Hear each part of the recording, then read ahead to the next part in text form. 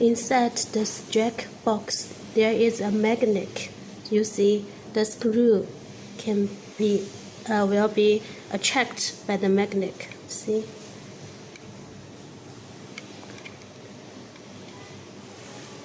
Magnet one. Okay. So we go to the lock.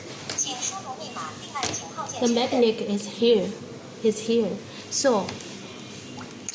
So your the latch should be during this area, and it will automatic locked. Let me show you.